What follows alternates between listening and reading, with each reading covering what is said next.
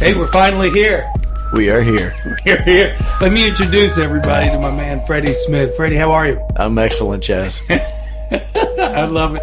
Getting Freddie on the podcast for some reason is just so bizarre compared to everybody else we've had on here. All right. Freddie is a guy that I've probably known, 25 years? By the way, Pennington called me this morning out of nowhere on voicemail. I knew Freddie from 93, 94. Somewhere in that area, right? Yeah. I think sophomore year, maybe junior year, we started with Bobby Polk in the gym. Yeah. And took you guys on, we could go over that. Took you guys on senior trip your senior year. And from there, you became like a brother to me. So I wanted to get you in here. Your stories are just amazing. Is James Chu, who I've had on here before, his stories of climbing all the peaks and hunting hogs and doing all that type of jazz are amazing. And Pennington, I'm going to get on soon if I could get him down here through the phone. But I wanted to go back to the reason I do a lot of these now is all type A personalities, okay? All guys that get after it, all guys that are pretty successful, male, female, from Emily to you to Luke Hochaver, Chad Speck, everybody's on there. The one thing I want to ask all my listeners, asking you is, what makes you different? What makes you do what you do? We know what you do as occupation. You're in insurance sales, you do that. But what makes you do what you do at, 42 now? Yeah. Okay, so when did you know that you were different? Well, I think that's maybe two different questions, both very good ones. What makes me do what I do? And okay, so you are I say an Xterra champ, a mountain bike extraordinaire, a road bike extraordinaire, you're an outdoor guy. The Xterra, explain the Xterra to the public out there. Yeah, so Xterra was something I fell into years ago, and I've since stopped when I had a back injury. But Xterra is an off-road triathlon, so it's open water swims, mountain biking, and trail running all thrown together. A little bit different than people think triathlon, they think Ironman, but Xterra is a little different. It's a different crowd, and got into that honestly by peer pressure. I'd moved back here to Knoxville. What year was that when you moved back? That was 2002. So I'd been in California, I'd been in Colorado, generally away from any kind of competition for quite a while, and moved back here. Was working with my old man. Joined the country club, right? Playing golf, right? Going to the pub. It looks, nothing like you. Yeah. Nothing like you. Yeah. So, and so a few years into it, I was pretty miserable. And a buddy of mine said, "Hey, I've just signed up for this thing called Xterra. I'm going to go do it." And this was a college buddy that, I didn't really ever think of as an athlete. But were you training with me then? No. We ran into each other at Bogart. So this is about the time I came back to you, right? Okay. So I decided, you know what? If he can do that thing, I can do that thing. All right. So I went and found one over in Virginia, in Charlottesville, I think is where it was. And it was a few months out, and that's what I'd run into you, and I said, all right, it's time to call Petrone. It's time to get back in the Woodgym. What year was that? Must have been maybe 04-ish. It wasn't too long after I moved back. But you weren't. See, and that's why I love the podcast, because I didn't even know that. Same with Chewy. Like, how do you get into climbing the mountains? That's how you got into it? Yeah. Like a buddy was like, hey, I'm about to do this one, and that's... Yeah. Were you doing anything physical? I was doing level? nothing. I was doing nothing. Well, define nothing. Nothing? Working out at Gold's Gym and swinging golf clubs. That's it. That was probably it. See, I wasn't even working out at Gold's Gym. I didn't even know you swung a golf club. Yeah. So yeah. I think we're 0 for 2 on that. I didn't know. Yeah. Really. So and so that's how I got into the sport of Xterra, and that could be a very long story, but I started training here in the Woodgym with you again when I had that goal in front of me. Did you already do one, or were you about to do one? No, I was about to. Well, when did I take you out on the Wizard of Oz bicycle?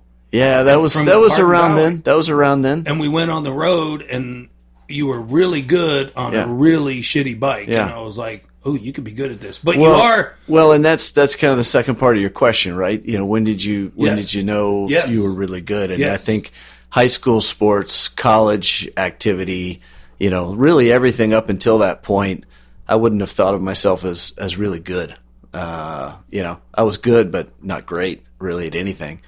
And I think when I jumped into Xterra and realized I had a talent riding bikes as well as running, all of a sudden I thought, you know what, I could do this. And how old were you? See, because it's different, because all the other greats that I've had on here, it's like 8 years old, 13 years old. J.P. Smith said it, Helton, 13, Harrison, 8th grade. So you go through. You're actually the complete opposite of that. Yeah, complete. I was probably 28. You were 28 with your first? Probably. Yeah, that's about when it was. Okay, so I don't want to get stuck on this, but I definitely want to go. I want to take you through your first Xterra race at 28. So did we train for long? And how did you fare in it to go, oh, shit, I could be pretty good at this? Oh, I did terrible. I almost drowned on the swim. People are coming out of the transitions in 30 seconds, 45 seconds. I'm in there toweling off and having a snack. And a transition, you go from water to... Right, from the swim to the bike and from the bike to the run. You've got a little a pin with your gear and a rack for your bike, and you go in there and, you kind of rip through there. And I didn't know what the hell I was doing. I was spending 5 minutes in there getting myself straight. No training, no coaching from anything, nothing like at the levels you are. No, that was ready, fire, aim all the way. And, the mountain bike was okay. I could always run like the wind. So always, that's been an easy piece for me. But no, I mean, overall, I was way the hell down the charts in that thing, but I absolutely loved it. And, it was like a fire got lit in me. And so that was kind of the first of, an 8-10 year period of that turned into a damn near professional racing career. Yeah, well, you said the magic word from everybody I've interviewed, and everybody's been on this show, and everybody's come through this gym. You got to love it. Right. I tell everybody that with everything they're doing. If you don't love it, you're not going to be good at it. Yeah. Correct. Yeah.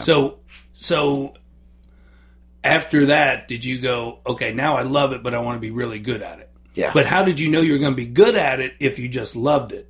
If you didn't do well? Well, I didn't know I was going to be good at it, but I loved it, and I knew I had some talent, and I had good people around me like you, and just that, the way I'm wired is to, if I'm going to do something, I'm going to do it as well as I can. Yeah. And give myself every advantage. And I think probably for the whatever length of period my career was, call it 8 years, I think I improved every single race. Okay. All right. So, again, another common denominator that, I put you right with all of them, all the guys on the wall. I mean, there's a love affair of, if you guys haven't been through the Woodgym yet, if you ever get a chance to stop through, there's an Asian guy that you might think I have a sweet tooth for because I have so many pictures of him on the wall. So I got to compete with him and Freddie of putting pictures on the wall. Then you have a shrine of Harrison Smith in the corner by the bathroom. But I would say that everybody has the same consistent gene. Half nuts, half crazy. They're a little bit off, a little bit affected. There's not one story that's not affected. And I don't know if that comes from childhood or whatever, of the drive that all you guys have the same key component. Wouldn't you say? I mean, where does that come from? Does it come from childhood? You talked about your back surgery. When you had to have that, the pain threshold that you had to do that while you were still riding was above anything that I could handle. And Dr. James Chu, who's in the industry, was saying, I don't know how he could do that. But you're probably one of the most mentally tough guys that I know.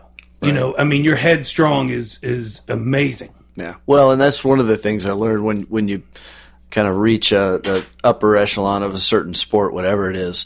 I think you realize the difference in athletes becomes less about physical and more about the mental. And that's a huge component. And one of the most, vital lessons I learned early on is the head matters. And you can do a lot more than you think you can. Yeah. Yeah. Yeah. No, that's good. That's so again, take me back. So after that one, you were like, because we got a little time and I could go on. We might have to do a second one because I know I don't like to keep anybody long, but just how it gets to where, you're the best of the best. I mean, from the Leadville 100 mountain bike race that you know Lance Armstrong's thing out in Colorado to getting your finger pricked last week with Robbie Ventura for lactate acid, the threshold of what you're doing up and down a hill to figure out where your energy and oxygen. How did it get to that level? Yeah, that's a good question. I guess it's just striving to get better and to do more. You know, you can be a good athlete just on raw talent, but when you really want to push yourself, when you really set, I think, goals that might appear unachievable, you know, you have to look at things a little different, and that's getting more scientific about how you train and understanding your body better. I mean, I'm 42, right? I can't just go out there and rip it like a 22-year-old can. I got to be a lot smarter about what I'm doing. Well, I mean, we had to back you down a lot because it was all or nothing with you, you know, and I think I was preaching that. Now, talking with Harrison, we talked about recovery of everybody's on that. And I was trying to tell you years ago, you built your foundation. Again, I refer back to Harrison because we talk so much about training is once you have the brick by brick, you have to build. Yeah. You know, to do a fall away jumper, you have to perfect a jumper first. So you just can't go, oh, look at Michael Jordan do the fall away jumper. You have to perfect the basics. So after the basics, you can pick and choose of the recovery and how to train and when to train and go 42 minutes of quality training is better than 2 hours. For you, and I mean this with most respect, it was the hardest thing to get through to you and your hard head of like, you could take off today and you're going to be better. Well, I don't understand that. But the recovery part of it for you is huge now. It has to be. Yeah. Yeah. Without that, I mean, you just break down. I mean, because you built the foundation, you know, again, muscle memory kicks in. Harrison's like, wow, I never thought I'd jump that hurdle 2 weeks ago. He jumped something and was like, I haven't done that in three years. Yeah. But remember, we're 17 years into the training, so it's going to snap back. You know, so you go into that, you come back, you start training, do you start, again, when I do these podcasts, I ask questions and I'm like, I never knew that about Freddie, what type of competition or meet was the first one you did level, like novice level, local, regional, national? How does it get to the next steps of, okay, now my next one, do you pick it as a hard one, an easy one? Do you know it? Or is it a, cherry picking where everybody just goes in and you don't know? Do you have to qualify to this level to get to that level? Well, I mean, with Xterra, when I was racing in that series, you can just do little regional races all you want. But they do have regional competitions, national competitions, world competitions. So qualifiers like weightlifting, you have to have a certain total to get to this. Exactly. Okay. You know, but the series you're talking about, I could pick one in Asheville, North Carolina, and Charlie Petrone could go do one and see where it is, and then then you start climbing. Yeah. Because you're at the level now where you got sponsors. Yeah. I mean, I was for sure. You were for sure on top of your game, which I still think you are, but Freddie Smith got sponsors. You're racing. You were the amateur beating half the pros, and then the pros. You were like, okay. Again, the next question I wanted to ask, and we've asked this before: did you get into it too late? Do you think this would have been something like Chewy's nephew at that level? If you got into that, would you still be where you are, or better, or maybe not even selling insurance and competing at the level in your 20s and 30s? Did I get in it too late? Did I get in it too late to make it a profession? Yes. Yeah. Because 28 to 35 is kind of the peak for pro athletes in that sport. Sure. And really at 35. So that's the upper end. I mean, you have some freaks out there that are still competing at a high professional level at 40, but a lot less than 23, 24-year-olds, right? I got into it too late to make it a profession, which was probably a good thing, certainly for my family and our income, because it's a hard deal. Right. And as competitive as I got, just at the amateur level, when I finished in 2012, my last race was overall amateur world championship, and at that point I could have turned pro. That's also the same year I ended up hurting my back. And my whole life had gotten out of whack, though. I'd put everything into my racing, and things were suffering at home and suffering at work. So, Would I have made a good pro athlete? Absolutely, but it probably wouldn't have made me a very good husband and father, that's for sure. Right.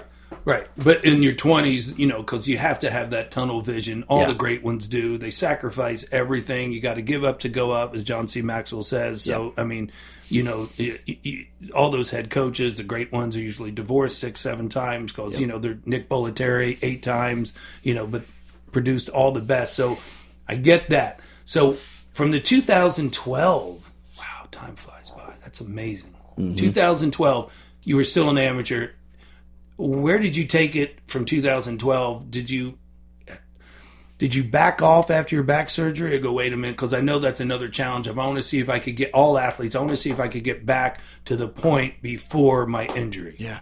Well, I mean, I my goal was to get back where I was. And have you done everything at that point or no? There's still more races. I mean, hell, you traveled with me to South Florida to do a race. Yeah. I mean, we flew back, with your bike on the plane, and you were always finding no matter where you were finding a spot to do some outlandish type of training routines, right? Oh yeah. So you were going, still do, and you still do.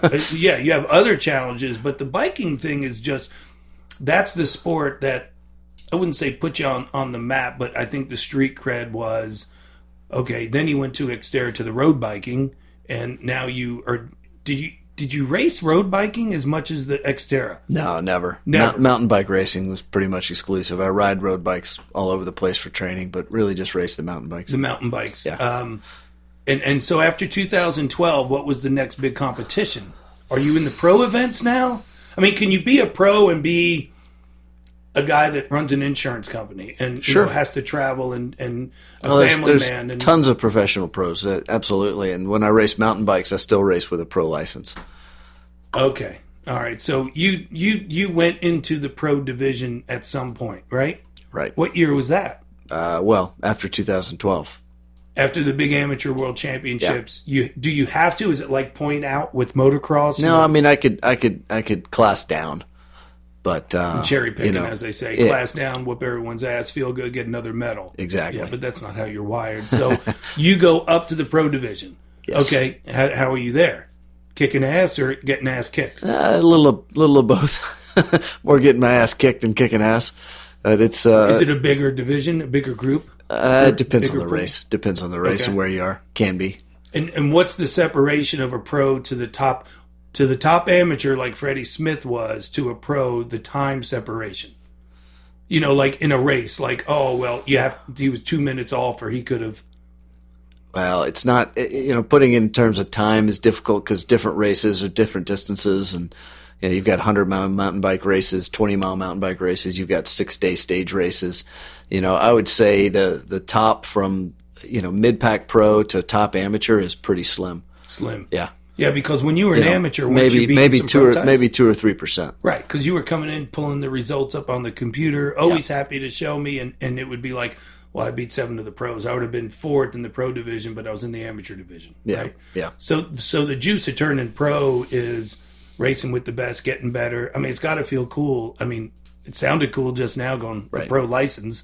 You're not an amateur anymore. You're a pro. You put the time into it, you got a scar to prove it, correct? Yeah. This is true. I mean, so you're doing it all. I mean, so from 2013 to what? When did you stop? Like 16, 17? Racing Xterra? Yes. 2012. It's my last race. That was your last race? Yep. And just been purely mountain bike racing since then. See, I didn't know that either. So that now you pick a whole different. So now, but before you were working with a swim coach. You were doing everything, always moving the training around here. This model never stayed the same. It was a constant Rubik's cube, trying to find the perfect fit. I don't know if we ever found it, but we were always trying to struggle to get to it, right? Oh yeah, we always struggled, and part of that was me because, I felt like, getting myself sore in the weight room was the wrong thing to do when I had to go out and do a long run or go for a bike workout. Right. And then I think it was the winter of 2011 when you really pushed me to get in here and go heavy on the weights because my run split was constantly top 3. My swim was top 1/3. It was never going to be great, but it was good enough not to lose. And my bike was, 10 to 15.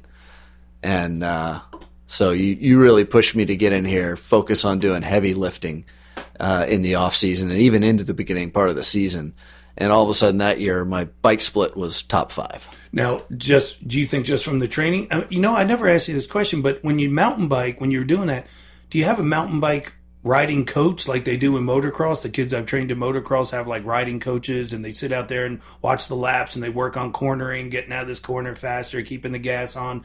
Did you work on that by yourself, or hire anybody for that? I didn't really. Did you ride with faster riders? Yeah, I always try to get out with guys that were better than me.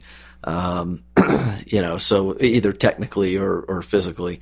And but I never had a coach to work on technique. Probably would have been a good idea. At the level, but it all started flowing. Yeah. Because when you get at that level, seconds start to count. Yes, the difference between first and 10th could be 20 seconds. So it's those little things, little bits of technique can make a big difference. So no swimming anymore, no running. I understand now because I never hear you talk about that now. See, that's what I love about the podcast, because there's things you sit down.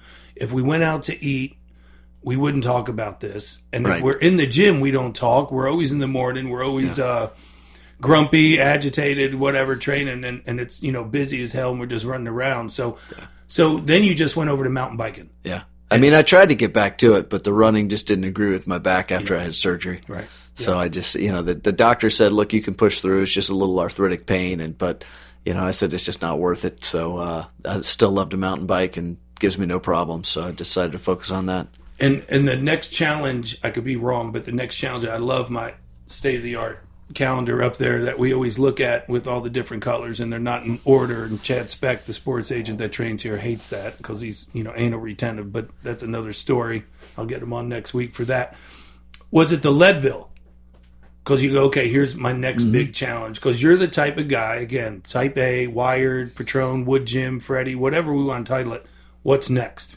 And me studying other podcasts of other people, of other great people, that's all they talk about. The great ones never settle.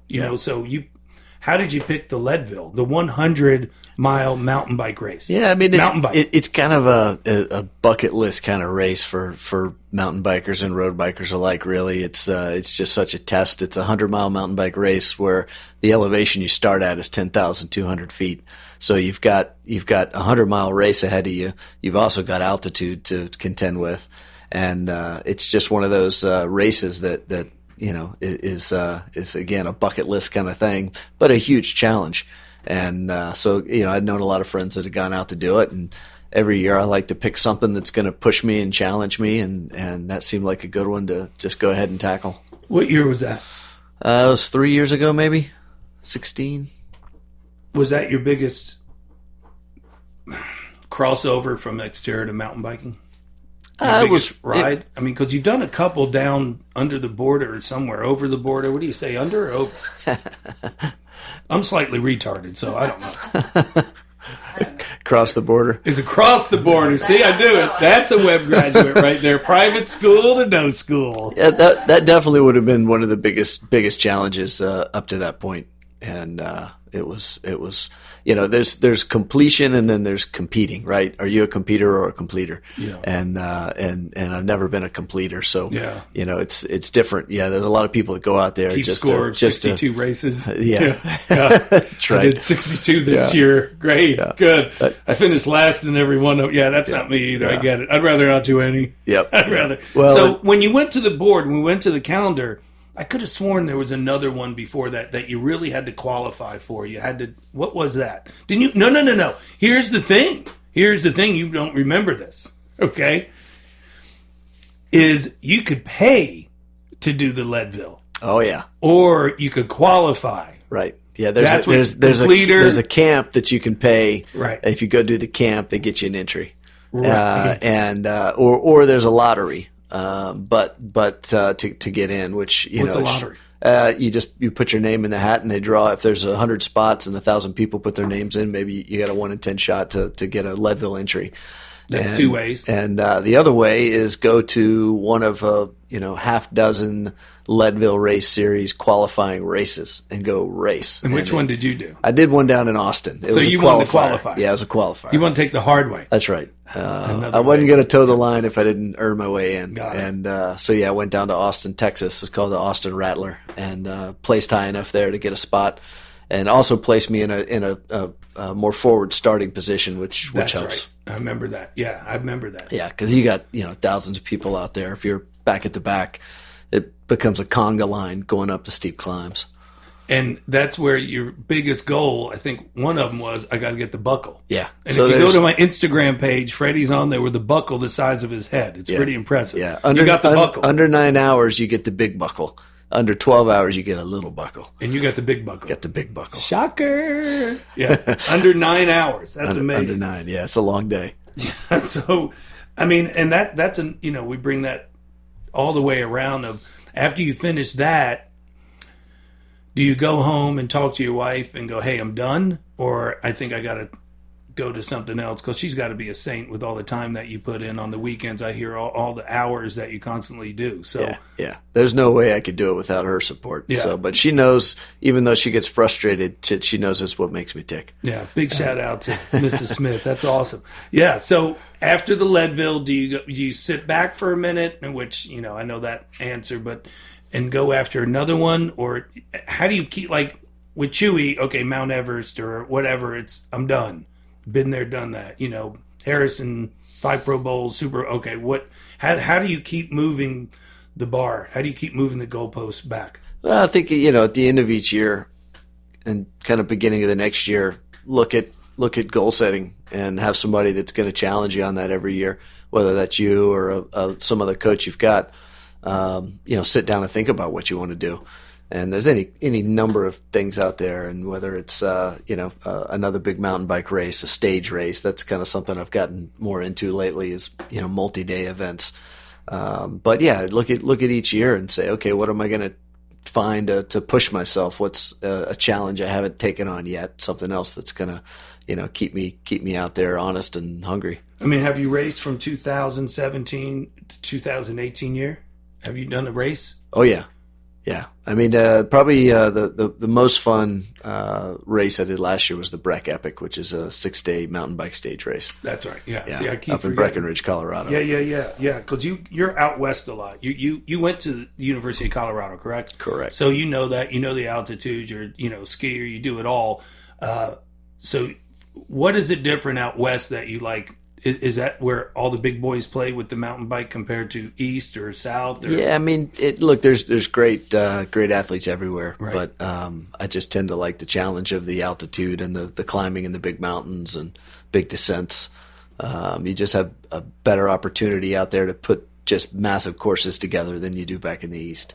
And that was the last one, the six stages. Yeah, and you did it. I did it. Where'd you finish? Yeah, I was one spot off the podium in the men's expert 40+ division. It was all 5 days I was in third place. In the last day, I was trying to chase down second, and I was so focused on just going full gas that I blew a turn, and I got off course. That's right. I remember that. See, that's why I like to do this, because I remember you telling me that. Self-inflicted. Yeah. So how does a guy like Freddie do on the plane ride back? Is that a double to Tito's with the Bloody Mary on the way back? That's a lot of beer. Yeah. Just yeah. So do you come back out swinging? I mean, I feel like you're family to me. You're like a brother to me. I feel like 2019, a lot of my guys that are close to my heart are in good spaces. So, and in good places, and you're raising kids and doing stuff. Do you go after another one? Always. I mean, you're always going to do something. I mean, because I'm like, okay, because to be honest, I mean, I haven't asked you this or told you this.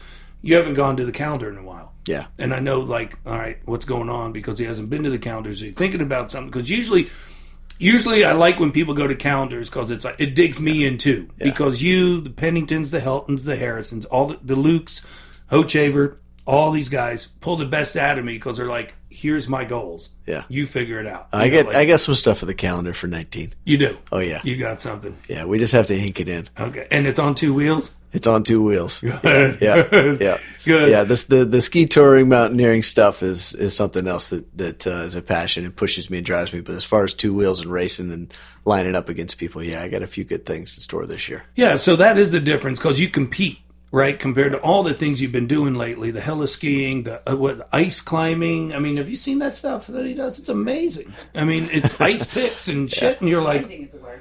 Yeah, like I just sit by the beach and get hammered. My wife asked me why I like to do things that just could get me killed. I mean, yeah. Hey, I got somebody to sell you some life insurance.